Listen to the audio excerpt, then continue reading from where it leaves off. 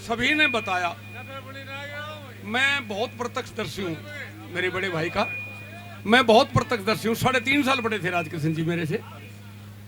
कमाल था, जो कर किले में 22 लाख ट्रैक्टर छोड़ देते ना, ऐसा काम था।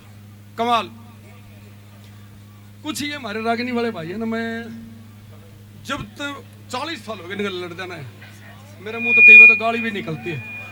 इनने कदे हेलो लो, इनने कदे कुछ नहीं पहना है। मेरे बेटे लीले काले पीले, मैं सारी अणु को रहा, धोती कुर्ते मेरे पे ले लो। देखिए आप बुरा मत मानना, जहाज मत वो बैठेगा तो ठीक रहेगा। मैं मेरा एक तारा रखा है, घमंड की बात नहीं कर रहा। मेरी गाड़ी में 45 जहाज बैठ लिया, 45 जहाज में श्रृंगार के रखता हूँ उसको। और मेरी एक निवेदन माताओं बहनों से, साथियों से, भाई कलाकारी के साथ साथ तम तो कोई बात नहीं, बड़क का जरूर पड़ाओ। आज का जमाना, आवाज नहीं आ रही, आज का जमाना जो है ना, आवाज तेज कर दे भाई। आज का जमाना कलाकारी के साथ साथ मान्यवर सज्जनों, शिक्षा शिक्षा शिक्षा, सिर्फ शिक्षा।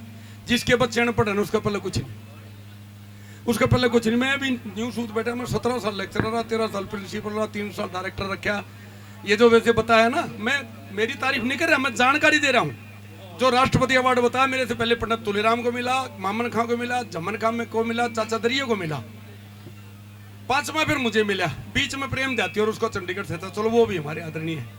पद्म श्री पहला आया, उसके लिए आपको संस्कृति की सेवा करनी पड़ेगी, एजुकेशन करना पड़ेगा। मैं 1998 में अमेरिका प्रोग्राम कर रहा था, 6 बार अमेरिका कर रहा, 6 बार। और अमेरिका की यूनिवर्सिटी ने PhD दिया। 3 बार लंदन की पार्लियामेंट में जहां लिखा होता था ना कि dogs and Indians are not allowed, कि यहाँ पर भारतीय पुरुष और कुत्ते ये नहीं आ सकते। 3 बार लंदन की पार्लियामेंट में कार्यक्रम करके आ रहे। तालियां भाई जोरदार।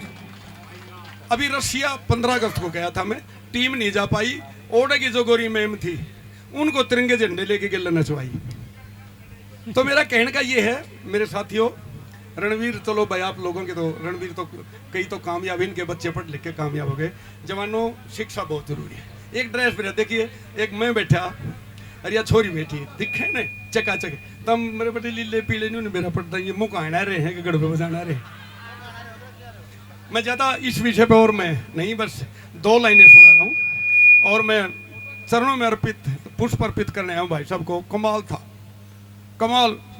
मैं नाम तो नहीं लूंगा, एक बहुत बड़ा कलाकार हमारा, बहुत आदरणीय है, छो माया फिर है, राजकिशन जो फर्स्ट काट दिया, छो माया फिर जमान।